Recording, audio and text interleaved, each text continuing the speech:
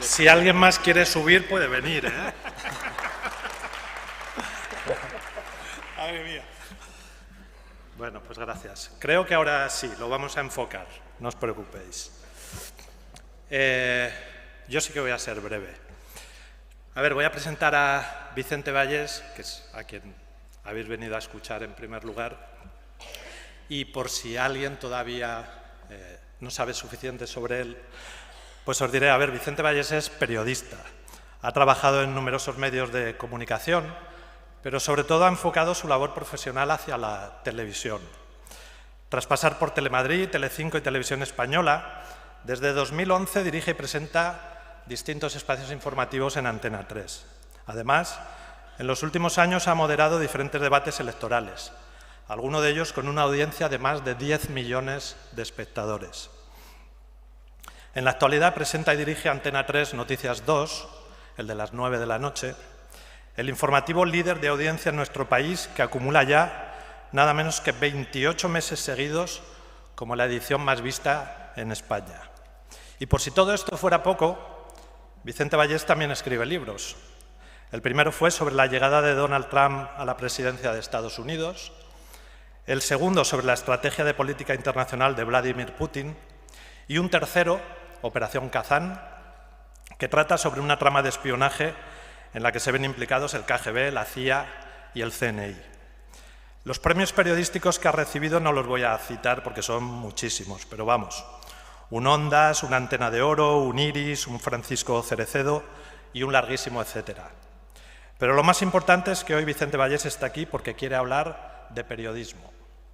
Esta mañana él quiere contarles cómo es nuestro trabajo actualmente, en qué condiciones lo ejercemos, qué efectos están teniendo las redes sociales en esta profesión. Y además quiere hablarles de ustedes mismos. Sí, de los usuarios de la información. Así que, a ver, yo ya no me enrollo más porque, como decía, ustedes han venido a escucharle sobre todo a él y no a mí. Aunque sí les advierto que al final de su intervención, si quieren, van a poder efectuar preguntas y él encantado de responderles. Vicente, cuando quieras.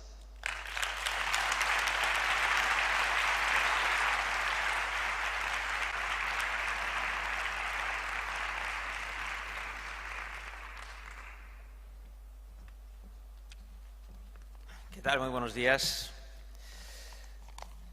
Bueno, a mí sí creo que me toca hablar un poco más que a los anteriores intervinientes, pero intentaré no ser muy pesado porque no es la cosa esto de que yo dé un discurso larguísimo y ustedes me escuchen y se me duerman a esta hora de la mañana. Como ha dicho Ginés, a quien le agradezco sus palabras, pues estaré encantado de responder a las preguntas que me hagan siempre que esté en condiciones de responderlas. Haré lo posible por tener respuesta para ustedes a ese respecto. Bueno, para empezar, además de darles los buenos días, quiero agradecer a los organizadores de este Congreso de Transformación Social y Humana que me hayan invitado a venir, dar las gracias a las autoridades presentes.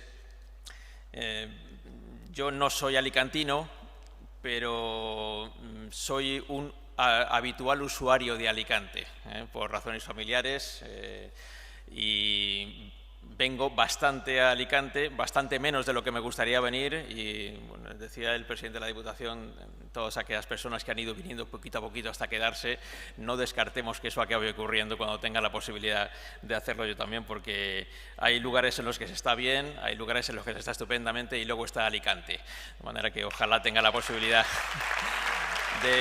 de venir más a menudo y más establemente.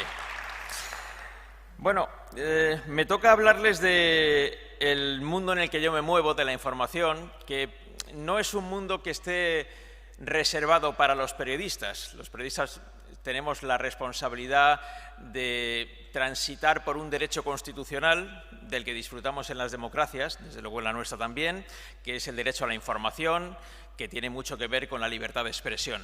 Y ese derecho es de todos, no solamente de quienes ejercemos el periodismo, pero tenemos que transitarlo y trabajarlo específicamente o más especialmente quienes nos dedicamos a esta profesión, siempre con la idea de que tenemos una enorme responsabilidad precisamente hacia ustedes, hacia los usuarios de la información.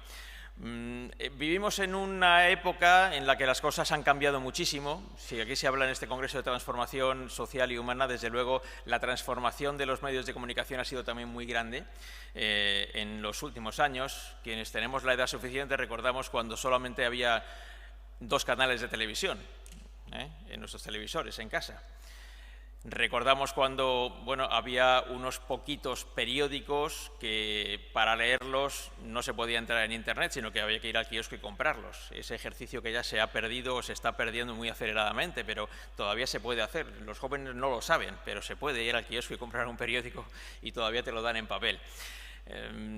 Ahora, claro, con la transformación de las tecnologías y las diferentes situaciones que se han dado en los distintos medios de comunicación, cualquiera enciende el televisor en su casa y puede disponer, dependiendo de las características y de del dinero que quiera pagar, gratuitamente dispone de decenas de canales de televisión, y si además paga alguna de las plataformas, pues seguramente está en condiciones de acceder a cientos incluso de canales de televisión. Desde luego, utilizando Internet uno puede ver canales de televisión de todo el mundo, cosa que hace unas pocas décadas, 30 años por ejemplo, era prácticamente imposible. En esa época es cuando se empezó a ver por satélite algún canal extranjero, pero antes nada parecido. Ahora podemos, a través de Internet, no solamente ver televisiones de cualquier lugar del mundo, sino tenemos el acceso a periódicos de cualquier país. Allá donde pasa algo, uno busca en Internet qué periódicos hay, qué televisiones o emisoras de radio, y rápidamente puede estar en contacto con esa realidad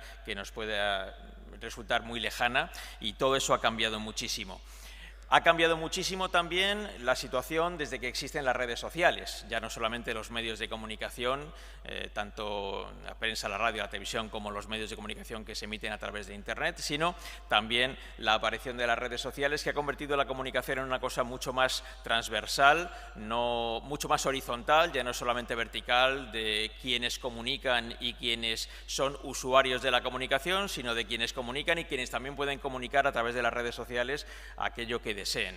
Podemos discutir, y si eso les interesa preguntarlo, pues podemos hablar de ello, en qué consiste ahora la discusión a través de las redes sociales, que sobre eso también hay mucho de lo que hablar, ¿no? Hasta qué punto hay aspectos positivos, pero hasta qué puntos hay otros que pueden no resultar tan positivos del funcionamiento de las redes sociales, que por otro lado son una realidad de la que ya no vamos a poder prescindir. Están ahí, van a seguir existiendo con unas condiciones o con otras, pero ya digo, este sería otro asunto del que se puede hablar. Hemos ido atravesando etapas en las últimas décadas en lo que se refiere a la importancia de los medios en las sociedades democráticas, y después a la importancia de cada uno de los medios en esas sociedades democráticas. Me refiero específicamente a la diferencia que puede haber entre la importancia que tenga la prensa escrita, la radio y la televisión.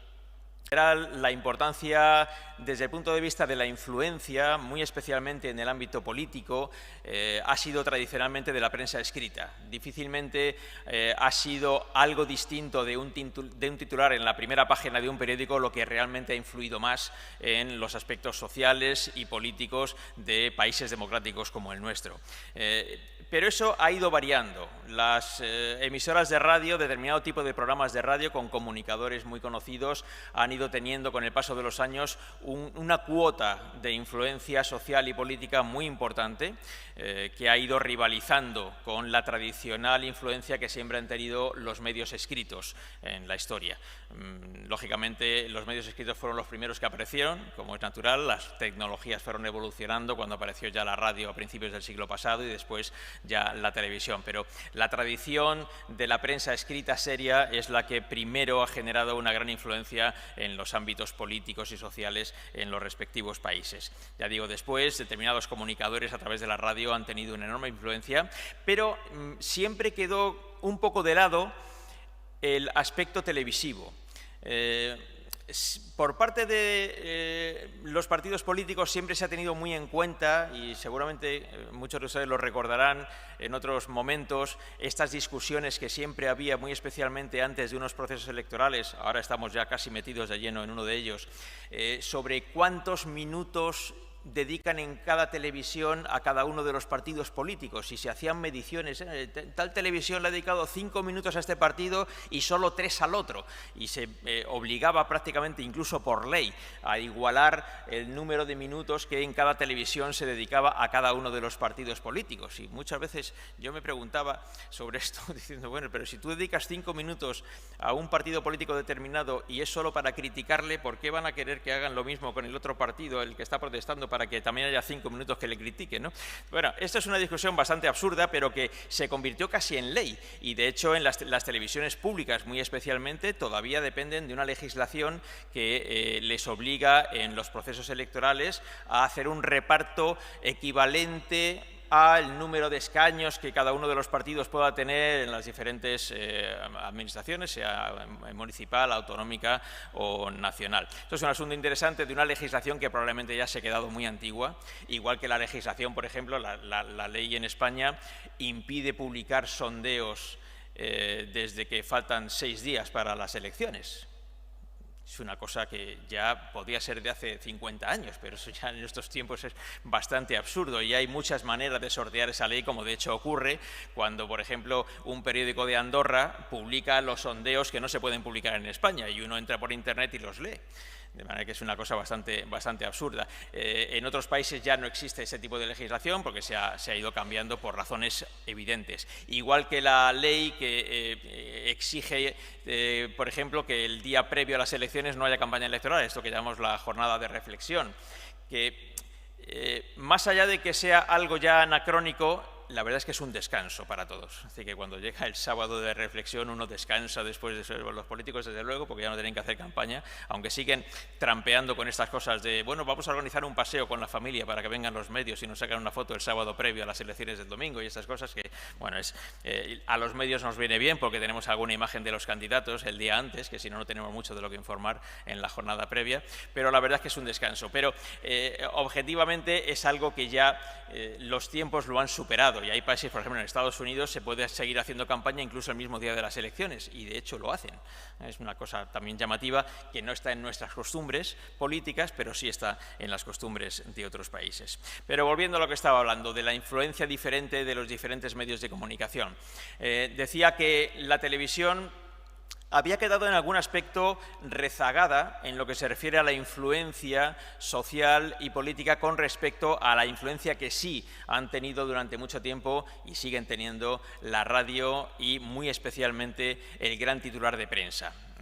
Pero eso ha ido variando, ha ido cambiando también en los últimos años y de repente en España ha empezado a pasar algo que ya ocurría en muchos otros países, y es que la televisión, más allá de por el número de minutos que se da a cada partido político o por el número de espectadores que pueda tener, ha empezado también a disponer de una influencia social y política que la ha convertido también en el foco de muchas críticas, que por otro lado son siempre buenas y bienvenidas y son necesarias también para que el trabajo que hacemos quienes trabajamos en la televisión se ajuste a lo que debe ser y atienda a las demandas de la sociedad que al final es a la que servimos. Más allá de que trabajemos en una televisión pública o privada, las televisiones, en lo que se refiere a la información, todas somos un servicio público y eso se ha podido demostrar muy especialmente, y si luego quieren lo podemos hablar también, muy especialmente durante, por ejemplo, los tiempos de la pandemia, cuando más, la época del confinamiento,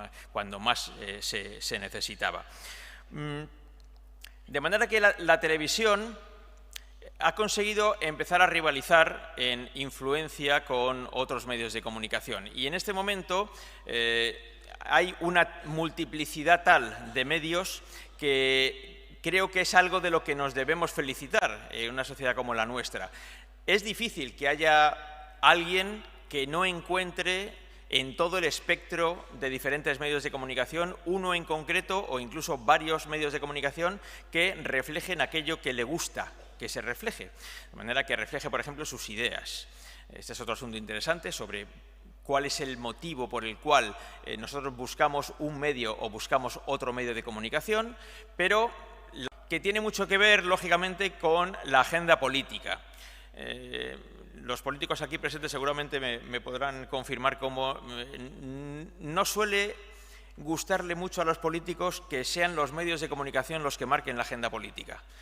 Normalmente son los dirigentes políticos los que quieren marcar la agenda política y que se hable de los temas que ellos quieren, que en ese momento estén en la actualidad y sea aquello de los que se habla. Pero inevitablemente los periodistas tenemos nuestro propio punto de vista sobre esto, nuestras propias aspiraciones también profesionales, y no hay nada que más nos guste a los periodistas que marcar la agenda. Es decir, marcar la agenda a través de tengo una noticia, la cuento y más allá de lo que esté de actualidad, cuando yo cuente esa noticia va a tener su importancia y a partir de ahí va a marcar mucho la agenda informativa y eventualmente también la agenda política. Y esto es un hecho que se produce periódicamente. Siempre que hay alguna noticia importante en algún medio de comunicación, esa noticia importante en ese medio condiciona la actualidad de ese día.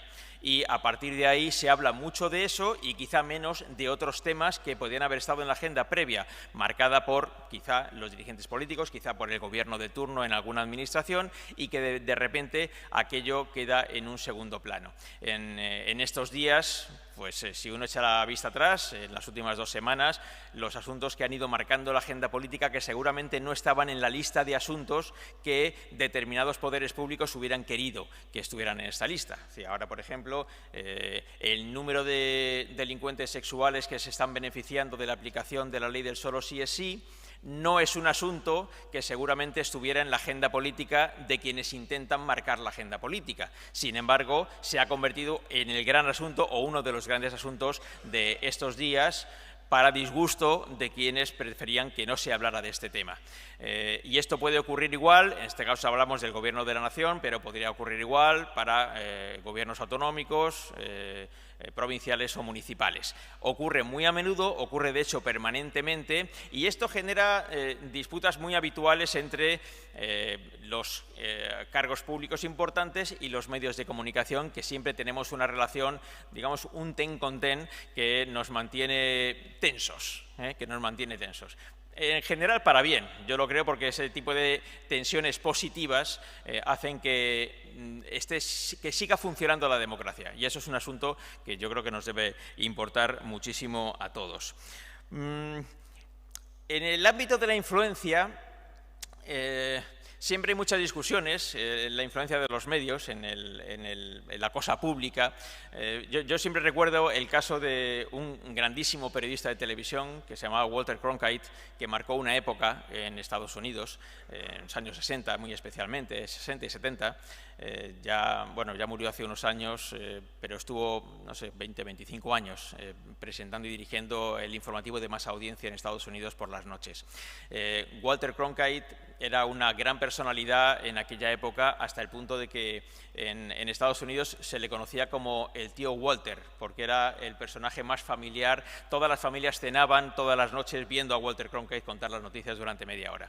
Y hubo una ocasión en la que, en medio de la guerra de Vietnam, en los años 60, Walter Cronkite decidió que había llegado la hora de ir personalmente a Vietnam a ver lo que estaba pasando en aquella guerra. Y bueno, pues Cronkite fue a Vietnam, pasó unos días allí, estuvo hablando con gente, mucho con militares americanos, estuvo hablando con periodistas que ya llevaban bastante tiempo cubriendo la guerra, vio con sus propios ojos lo que pasaba y volvió a Estados Unidos. Y cuando volvió a presentar su informativo por la noche, hubo un día en el que terminó su informativo diciéndole al país que le veía todas las noches y dijo: Estados Unidos no está ganando la guerra. Con esa frase tan sencilla y tan rotunda, digamos que marcó lo que pasó a partir de ese momento. Es decir, su influencia era de tal nivel que consiguió marcar la política sobre la guerra de Vietnam en Estados Unidos. Para empezar, porque el propio presidente de Estados Unidos de la época, Lyndon Johnson, estaba viendo a Walter Cronkite aquella noche en el despacho Oval de la Casa Blanca. Esto se certificó después y lo contaron a algunos medios de comunicación, y lo estaba viendo con alguno de sus asesores en la Casa Blanca. Y cuando Walter Cronkite dijo eso, dijo: Estados Unidos no está ganando la guerra, que era justo lo contrario de lo que venía diciendo el gobierno de Estados Unidos en esos meses atrás, el presidente le dijo a sus colaboradores: si hemos perdido a Walter, hemos perdido a América. Si ya Walter Cronkite no sigue la línea que nosotros estamos marcando, tenemos un problema muy serio a partir de ahora, y efectivamente tuvieron un problema muy serio, hasta el punto de que Lyndon Johnson, no solo por este motivo, pero también por este motivo, decidió no presentarse a la reelección, cuando le correspondía poder hacerlo, y previsiblemente hubiera podido quizá ganar las elecciones, pero empezó a tener dudas sobre esa posibilidad de ganar las elecciones a partir del momento en el que Walter Cronkite dijo aquello. No hay muchos casos equivalentes al de Walter Cronkite en el mundo en general. Ahora mismo en Estados Unidos seguramente no habría nadie que se pueda equiparar por un motivo muy concreto, y es que es al que antes me refería, que es la multiplicidad de medios de comunicación que hay. En aquel momento el número de medios, siendo amplio, porque en Estados Unidos siempre ha sido amplio, era mucho más limitado que el de ahora. Y una personalidad como la de Walter Cronkite sobresalía por encima de todos los demás y era capaz, digámoslo así, de imponer una sentencia con una simple frase de su credibilidad, y todo el mundo pensó, si Walter Cronkite dice que no estamos ganando la guerra, es que no la estamos ganando, ¿no? Y a partir de ahí, pues todo evolucionó de una manera mucho más rápida en Vietnam. Ahí tiene mucha importancia, por supuesto, la credibilidad que tenga ese comunicador en cuestión. Desde luego Walter Cronkite la tenía, pero también la audiencia, el número de personas que ven un determinado medio de comunicación. Lógicamente, el número de personas que ve un medio de comunicación concede a ese medio un mayor poder que si tiene un número limitado de espectadores o de oyentes o de lectores. Y aquí entra en juego una batalla compleja en la que siempre estamos metidos los periodistas, muy especialmente en la televisión, pero también en la radio y también en los periódicos, de qué hacemos para tener más audiencia. ¿Cómo conseguimos tener más audiencia? Por algo que por otro lado es evidente, y es que si exceptuamos los medios de comunicación públicos, que su vida depende básicamente de los presupuestos, o bien del Estado, o bien de la comunidad autónoma, o bien del ayuntamiento al que pertenezcan, el resto de los medios, que son medios privados, son empresas privadas y necesitan tener ingresos para poder mantener su funcionamiento. Lógicamente, una empresa como la mía o como otras empresas, si no consiguen tener ingresos a través de las fuentes de ingresos que intentan tener, entre otras cosas la publicidad, no pueden emitir directamente. Entonces, no se puede mantener vivo un medio de comunicación si no tienen los ingresos suficientes para mantenerse vivo, para pagar a sus trabajadores, a sus periodistas también, para que puedan realizar su trabajo. Y para conseguir eso, para que las empresas se anuncien en los medios de comunicación, hace falta que esos medios de comunicación tengan la audiencia suficiente como para ser atractivos para esas empresas que se quieren anunciar.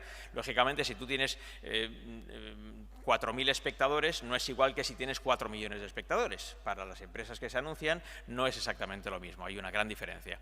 De manera que aquí entra la discusión sobre qué tenemos que hacer para tener audiencia, y si eso que tenemos que hacer para tener audiencia es compatible con la labor social importante que tiene un medio de comunicación y, muy específicamente, los programas informativos de ese medio de comunicación. Y esta discusión creo que no tiene una respuesta definitiva, desde luego sí es un debate permanente que tenemos en los medios. Es posible que alguno de ustedes conozca una serie de televisión que se emitió hace unos pocos años que se llamaba The Newsroom.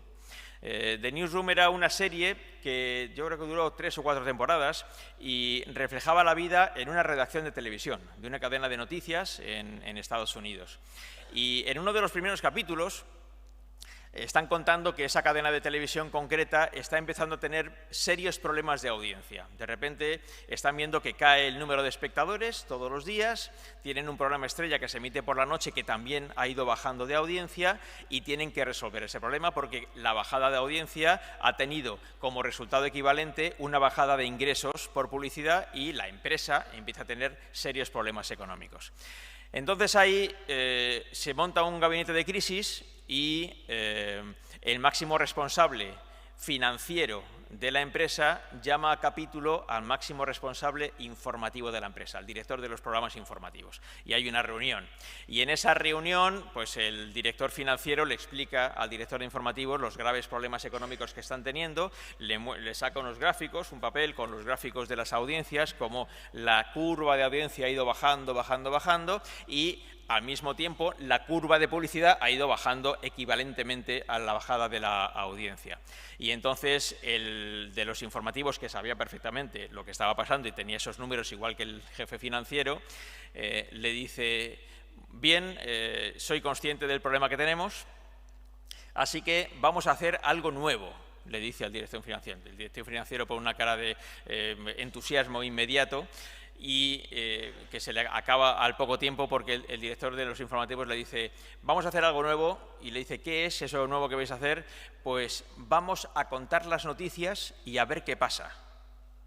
Claro, esto es una respuesta absurda por obvia, lógicamente su trabajo era el de contar las noticias, pero guardaba muchas cosas dentro, que el director financiero, que no era tonto, sabía de lo que estaba hablando. Me estás diciendo que no quieres que los problemas económicos de la empresa afecten o condicionen los contenidos de los programas informativos.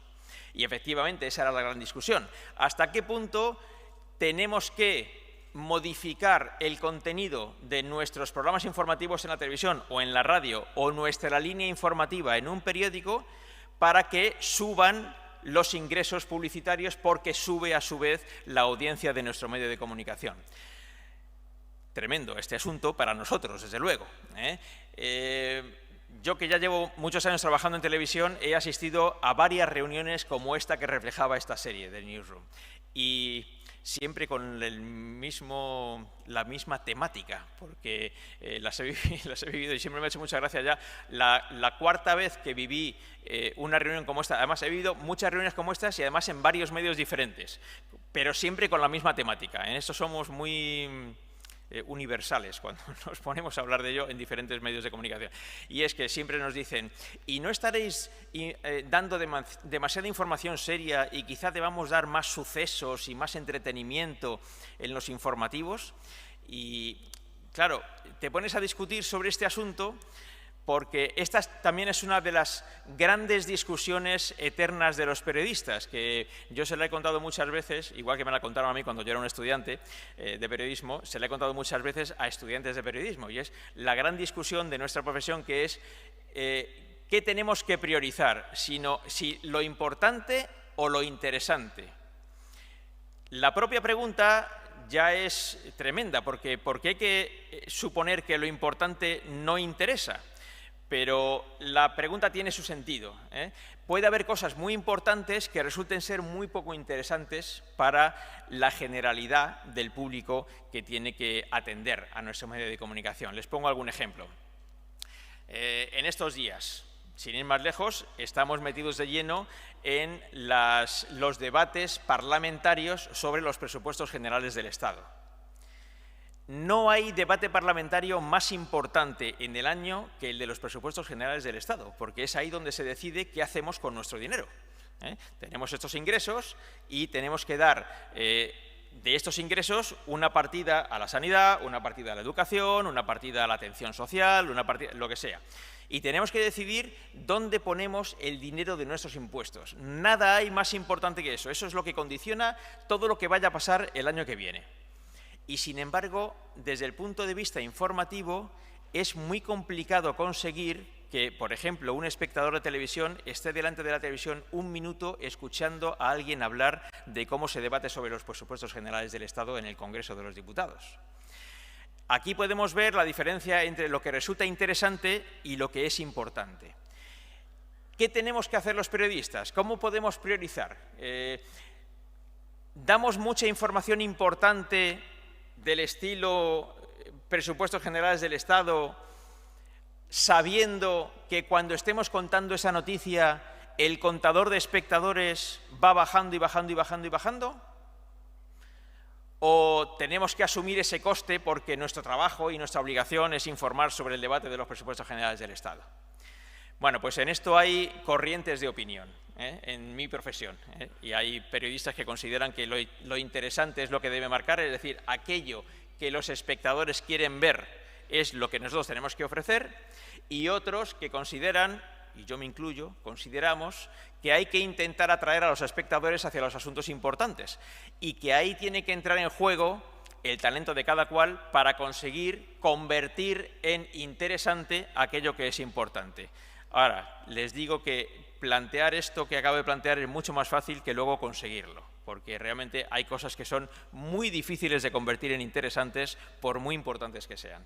La batalla está ahí y nosotros la damos, pero con mucha dificultad. Sobre todo la damos con dificultad cuando las audiencias van mal y como consecuencia de que las audiencias vayan mal, los ingresos económicos de la empresa van mal. Es muy difícil defender un modelo informativo de asuntos serios e importantes frente a los interesantes cuando las cuentas no salen lo suficiente. Y ahí, lógicamente, estamos en una batalla que normalmente tendemos más bien a perder que a ganar. Otra cosa es cuando las audiencias van bien, y en ese caso te puedes permitir determinado tipo de lujos, como por ejemplo contar lo que tú consideras que tienes que contar, más allá de que pueda resultar o no a priori más o menos interesante para el gran público, sino consideras que esta es una noticia que la gente debe saber y nosotros debemos contar, y así lo intentamos hacer, pero ya digo, no siempre con el éxito que nos gustaría en términos de audiencia. Ahora, claro, por ejemplo, en nuestro caso vivimos en una situación de cierto florecimiento en lo que se refiere a las audiencias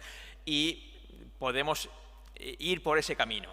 Pero ha habido ocasiones, no hace tanto tiempo, 2 o 3 años atrás, en que las dificultades eran muy grandes y estas conversaciones que yo he relatado a través de este ejemplo de esta serie, pues eran muy comunes y tenías que escuchar cosas del estilo de, claro, quizá habrá que dar cosas menos importantes porque si no la gente no va a volver a vernos.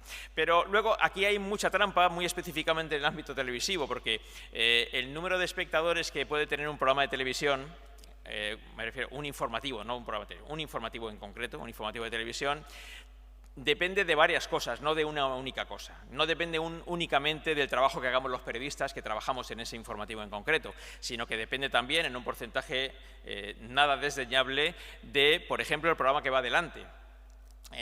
Nosotros, por ejemplo, en Antena 3 ahora llevamos una época muy buena y las audiencias nos están respaldando y esto, bueno, nos hace ser muy felices.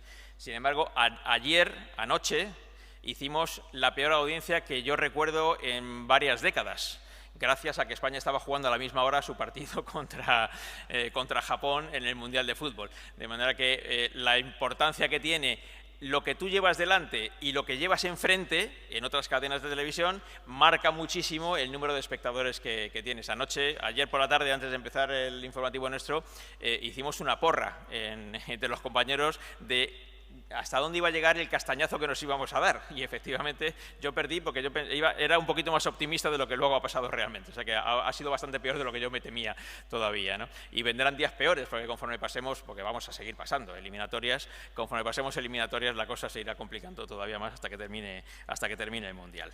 Bueno, todo esto que yo he dicho en los últimos minutos creo que se puede resumir en algo que yo creo que van a entender con mucha facilidad. Más allá de la responsabilidad que los periodistas tenemos de contar las cosas que consideramos importantes, más allá de que pudieran ser más o menos interesantes para los espectadores, hay algo que lógicamente nos define a cualquiera de nosotros en nuestro trabajo. Y en el nuestro, desde luego, es así. Y es que nosotros hacemos informativos en televisión o programas en radio o hacemos periódicos para que la gente los lea, los escuche o los vea. No sirve de nada que nosotros trabajemos duramente durante una larga jornada laboral para que llegue la hora del informativo y no lo vea nadie, o lo vea muy poca gente. Y ocurre igual con la radio o con la prensa escrita. ¿De qué sirve el trabajo de 100 periodistas en una redacción de un periódico si al día siguiente no lo compra nadie o nadie entra en Internet para verlo? De manera que, claro, es inevitable que nuestro trabajo tenga como centro a ustedes, a los usuarios de la información. Y por eso esa discusión de lo importante y lo interesante sigue siendo determinante para nosotros. Tenemos que buscar la manera de satisfacer las expectativas que ustedes, los usuarios de la información, tienen, bien por la vía de lo interesante más la vía de lo interesante, porque de lo importante. Ambas cosas son necesarias en un medio de comunicación. Pero lógicamente eso se tiene que entender por parte de todos. Nosotros no trabajamos en vacío, trabajamos para que ustedes atiendan a lo que hacemos y en la medida de lo posible para que sea cuanta más gente mejor, lógicamente, porque eso permitirá la prosperidad de la empresa en la que trabajamos y nos permitirá seguir contando las noticias, porque si no hay prosperidad no podremos contar las noticias de ninguna de las maneras. Ahora lo que lo que está ocurriendo es que el influjo que tienen las redes sociales está teniendo un efecto no necesariamente positivo en el trabajo de los medios de comunicación tradicionales. Ahora circula mucha supuesta información a través de las redes sociales. Yo me he encontrado yo doy charlas habitualmente en universidades a estudiantes de periodismo y me he encontrado con estudiantes de periodismo que estaban a punto de terminar la carrera para ser periodistas, que levantaban la mano para preguntarme por qué insistíamos tanto en seguir existiendo los medios tradicionales cuando esa persona en concreto decía, y además decía que tenía amigos que le pasaba igual, se informaban en Twitter. Informarse y Twitter son dos palabras que pegan mal en la misma frase. Es complicado que uno pueda decir que está informado porque ve Twitter. Complicado. Pero hay mucha gente que considera que sí, de manera que, y esa gente, pues, lógicamente, tiene todo mi respeto. Yo no coincido con su punto de vista, pero tiene todo mi respeto.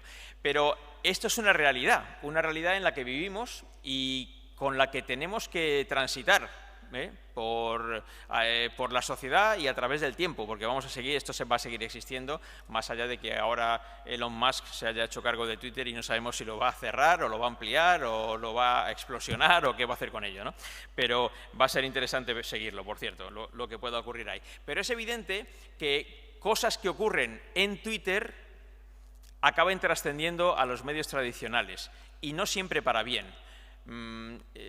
Antes han hablado de un libro que escribí en el año 16, bueno, se publicó en 2017, sobre la victoria de Donald Trump en las elecciones americanas del año 2016, y en ese libro cuento algunas historias que luego desarrollé en el siguiente libro sobre la injerencia rusa en las elecciones americanas de aquel año, para la victoria de Trump.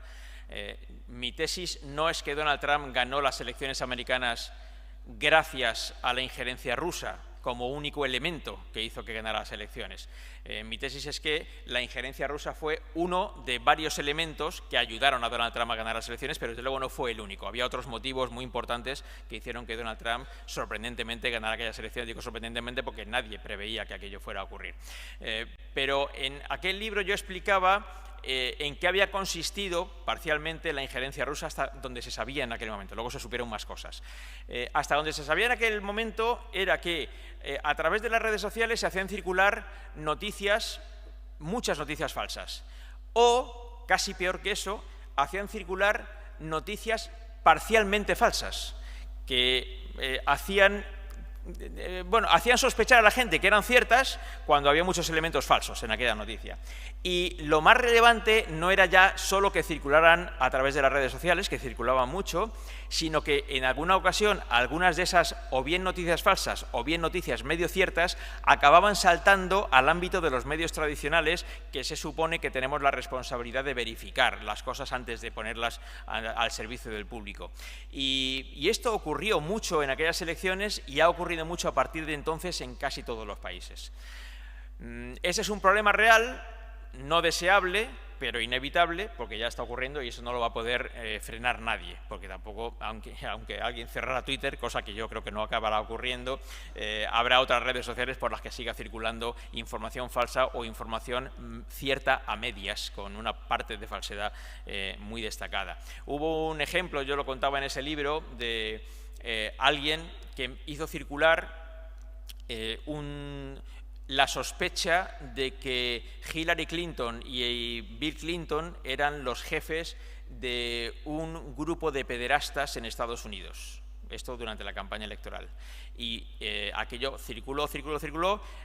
Un tuit que se refería a eso fue retuiteado por uno de los miembros de la campaña electoral de Donald Trump, por lo tanto amplificó el recorrido de este tuit, que siguió circulando y multiplicándose, se viralizó, y alguien acabó llevándolo a una tertulia de una cadena de televisión. A partir de ahí se multiplicó en otras tertulias de radio, de televisión, acabó siendo publicado en algún periódico y se convirtió en una noticia para algunos. Se convirtió en noticia para todos aquellos que querían creer que aquello era cierto, porque coincidía con sus intereses, por lo que fuera. Y hubo uno en concreto, un ciudadano americano en concreto, que, enterándose de esa noticia, dándole credibilidad, un día abrió el maletero de su coche, lo llenó con un par de fusiles y no sé, unas cuantas pistolas, se fue a Washington a un restaurante en el que, según esa noticia que andaba circulando, estaba el centro de operaciones de esa banda de pederastas dirigida por el matrimonio Clinton. Y entró en el restaurante y se dio a tiros en el restaurante. Este es solo un ejemplo extremo, pero un ejemplo de las cosas que pueden llegar a pasar cuando empieza a circular determinado tipo de noticias absurdas en las redes sociales y acaban llegando a los medios tradicionales de alguna manera y se convierten en una supuesta noticia cuando no lo es.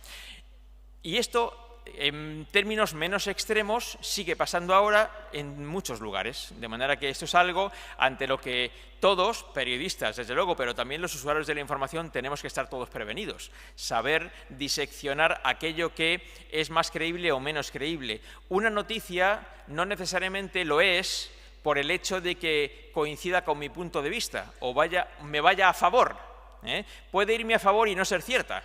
Y conviene al menos ponerlas en cuarentena antes de tomárselas en serio, muy especialmente cuando nos llegan o por Twitter o por ejemplo, ahora llegan muchas por WhatsApp, los amigos que andan o familiares que andan haciendo circular determinado tipo de cosas. Claro, cuando alguien te lo manda, me lo ha mandado Menganito, si me lo manda Menganito esto tiene verosimilitud, habrá que creerse lo que me ha mandado. Bueno, pues es posible que no, es posible que a lo mejor ese caso concreto de esa cosa concreta que te ha mandado no coincida con la realidad.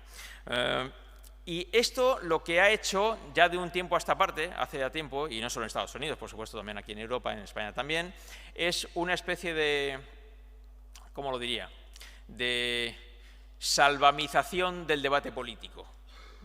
Convertir los debates políticos en algo parecido a lo que son los debates de otro tipo.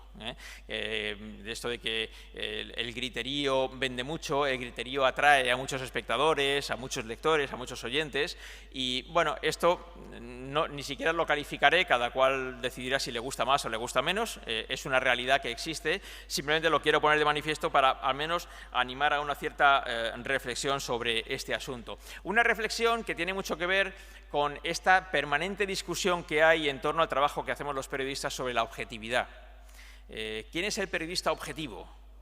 ¿Cuáles son los medios objetivos que siempre dicen la verdad frente a otros que siempre mienten o que dicen medias verdades? Yo tengo que decir que en general quienes trabajamos en mi profesión somos poco entusiastas de esa terminología, de la terminología de la objetividad. Sobre todo en estos tiempos en los que se ha creado algo que a mí me gusta llamar la objetividad personalizada. Es decir, que cada uno tiene su propia objetividad. No cada periodista, sino cada ciudadano tiene su propia objetividad. Cuando nosotros creemos solo aquello que nos interesa creer y no creemos aquello que no nos interesa creer. Si hay una noticia, por muy cierta que sea, que me va mal, pues no le doy el crédito suficiente y, por supuesto, al periodista que lo cuenta o al medio que lo cuenta tampoco le doy el crédito suficiente. Claro, esto tiene que ver mucho con el hecho de que incluso los datos también se acaban discutiendo. Y cuando ya entramos en la discusión sobre los datos, pues es muy difícil llegar a ningún acuerdo.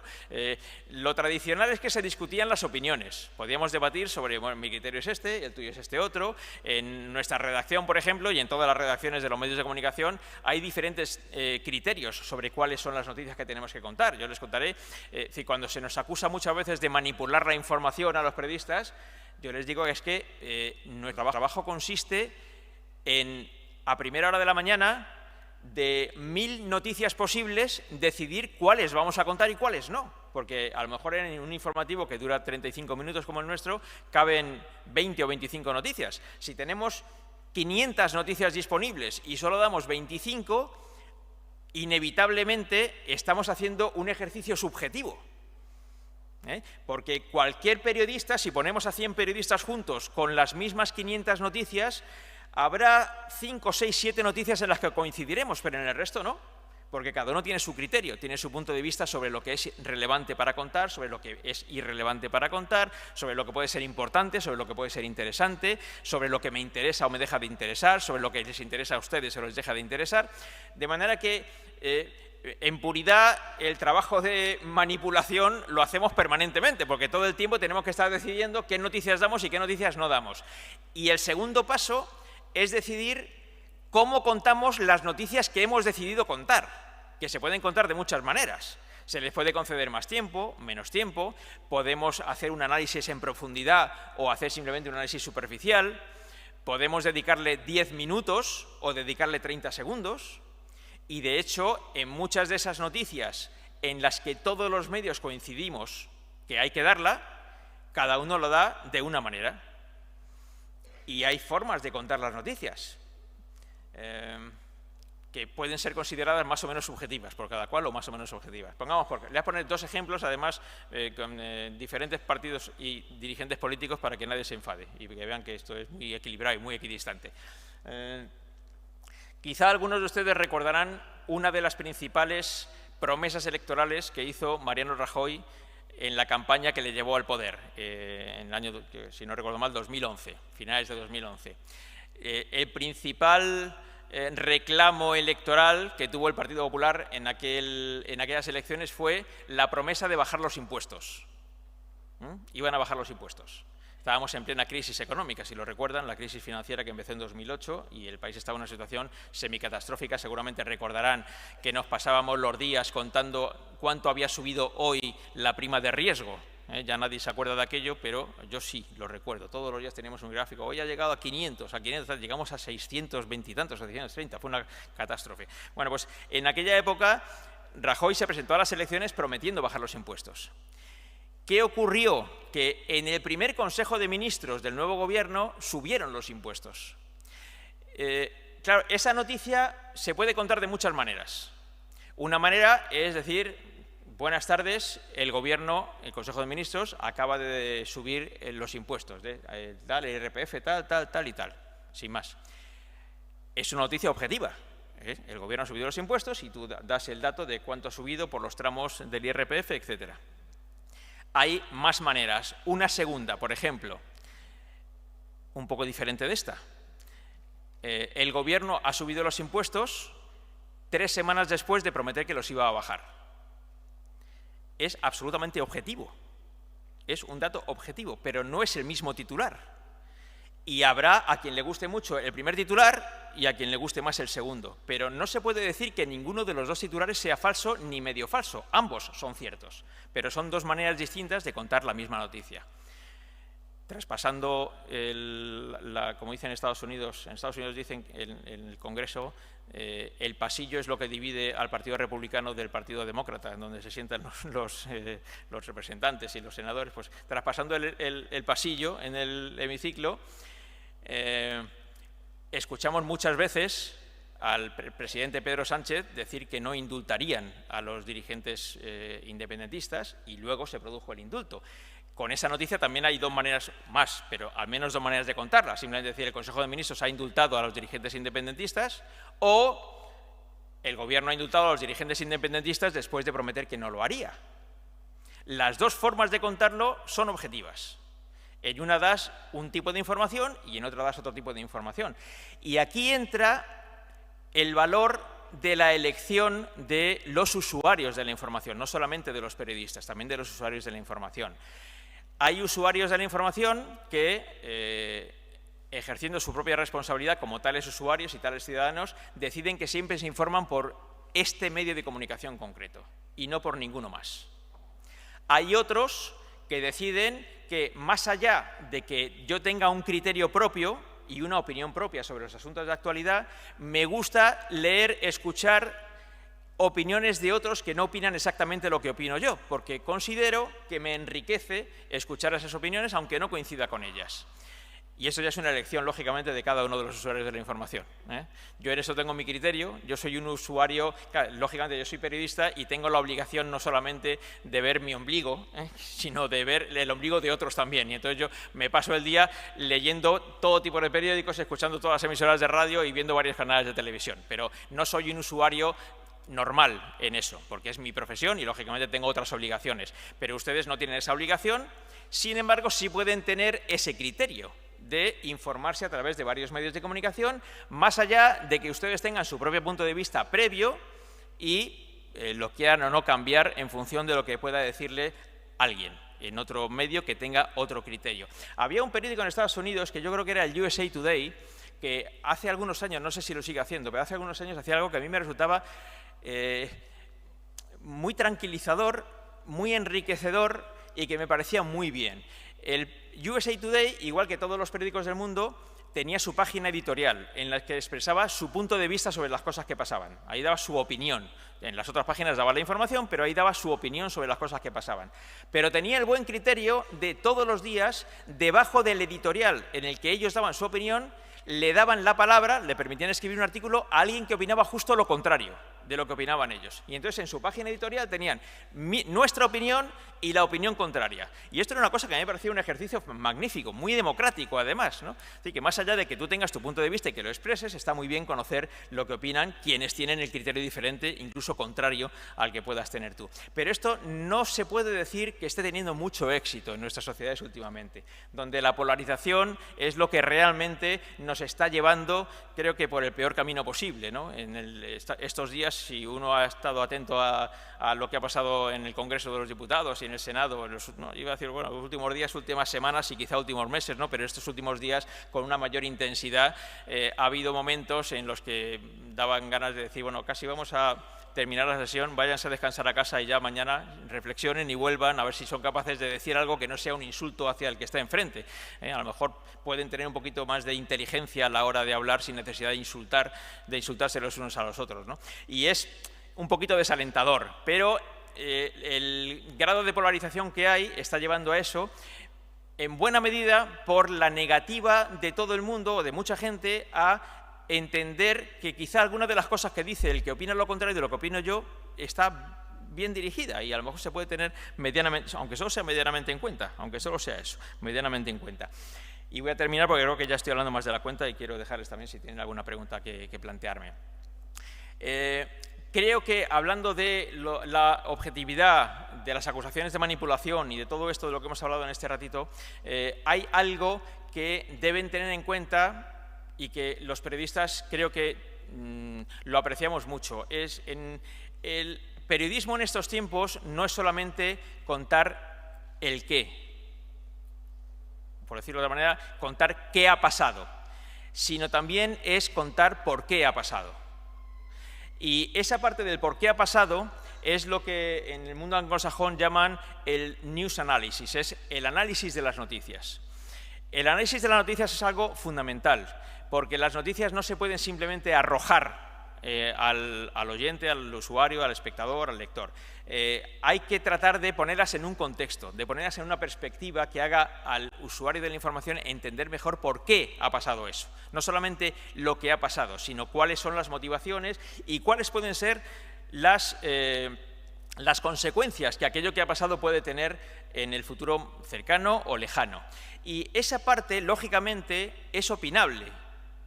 El qué normalmente no se debería discutir mucho, es decir, los hechos como tales no se deberían discutir, aunque sí se discutan, pero se deberían discutir menos. Pero, lógicamente, el análisis que se haga sobre el qué es perfectamente discutible. Y suerte en que tenemos en las sociedades democráticas de poderlo discutir, y está muy bien que eso se pueda discutir. Pero esa parte es consustancial con el trabajo periodístico. Contar el qué, pero también contar el por qué y qué consecuencias eso va a tener. Y yo creo que esa parte ha sido difícilmente asimilada por muchos de los usuarios de la información que consideran que cualquier análisis que se haga sobre los qués, es decir, cualquier por qué que se intente analizar sobre qué es lo que ha ocurrido, tiende a la manipulación inmediatamente, cosa que desde mi punto de vista no es así. Es una parte consustancial del trabajo del periodismo. Y creo que en ese sentido debe ser apreciada por los usuarios de la información, aunque de momento creo que no estamos teniendo mucho éxito en este ámbito. Espero que en el futuro lo podamos tener un poquito más. Y ciertamente en estos tiempos de gran polarización y en los que se discuten los hechos, creo que es cuando más importancia tiene el trabajo precisamente de los periodistas y de los medios de comunicación. Creo que los medios de comunicación tradicionales, los grandes medios de comunicación, los grandes periódicos, las grandes cadenas de radio, las grandes cadenas de televisión, hacen un trabajo muy importante para la sociedad. Se ha podido demostrar en los tiempos de la pandemia, por ejemplo, sobre todo también cuando empezó con el confinamiento, la necesidad de información veraz que había por parte de la sociedad en general, y creo que ahí se demostró mucho la importancia que tienen los medios de comunicación en las sociedades democráticas. Y por eso creo que en este mundo en el que las noticias falsas y medio ciertas circulan a tanta velocidad a través de las redes sociales, el trabajo periodístico de toda la vida, el trabajo tradicional del periodismo, es, si acaso, más importante de lo que ha sido nunca, precisamente en el intento de que la verdad circule. La verdad con los porqués, la verdad con las discusiones alrededor de esa verdad, porque gracias a que vivimos en una sociedad democrática podemos discutirlo. En otros sitios no se puede discutir. Los hechos los impone quien manda y no se pueden discutir. Aquí podemos discutir sobre los porqués de aquello que ocurre. Y creo que tenemos que ser conscientes de esa gran ventaja que tenemos, aprovecharla, porque vivimos en esas sociedades democráticas, e intentar poner pie en pared frente a quienes divulgan muchas falsedades que lo que están generando en buena medida es la polarización en la que nos encontramos ahora mismo en muchas sociedades democráticas. Y a partir de aquí me pongo a su disposición para cualquier pregunta que quieran hacer y que yo esté en condiciones de responder. Muchas gracias.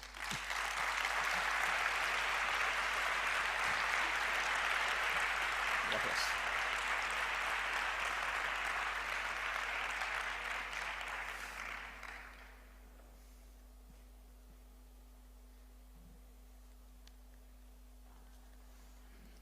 Sí, aquí tenemos 1, 2, 3, 4 palabras pedidas al menos.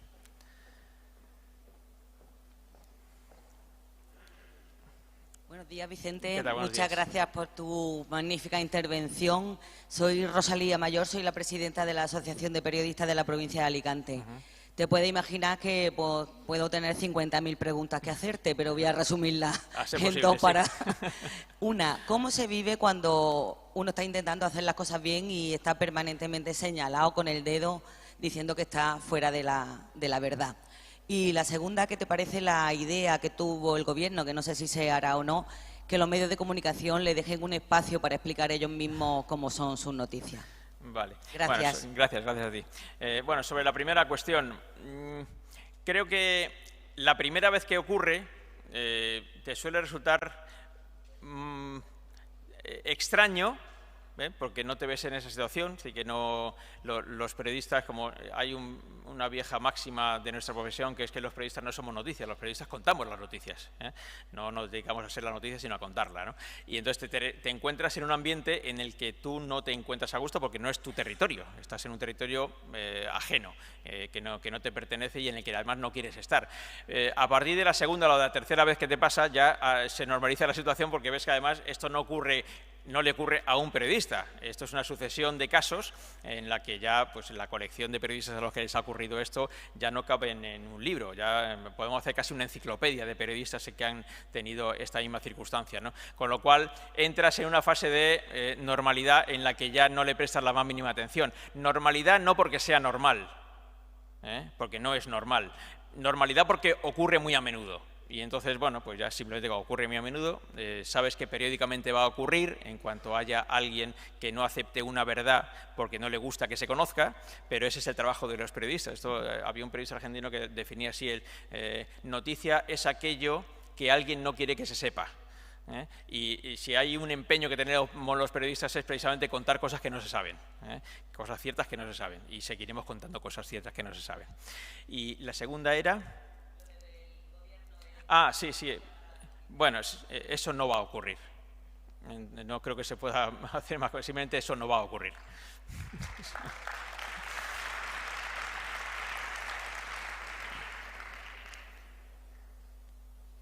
Soy Vicente Albert, he apuntado unas cosas. Sí. Has hablado de distinción entre lo interesante y lo importante. Yo añado una tercera, y lo profundo. ¿Hay espacio en los medios de comunicación para lo profundo? Desapareció la clave. No entiendo muy bien. ¿Puede volver la clave a profundizar sobre temas? Y lo digo porque estamos en un espacio de transformación sobre valores, hablando sobre valores. Y hablando y profundizando sobre valores, hay que decir que la igualdad es imposible. La libertad es muy difícil. La justicia social es imposible. El bien común no existe. Si no debatimos sobre eso, en lo profundo, podemos construir, transformar una sociedad sobre bases pantanosas. Y construir sobre un pantano hay muchas posibilidades de hundirnos. Gracias. Gracias.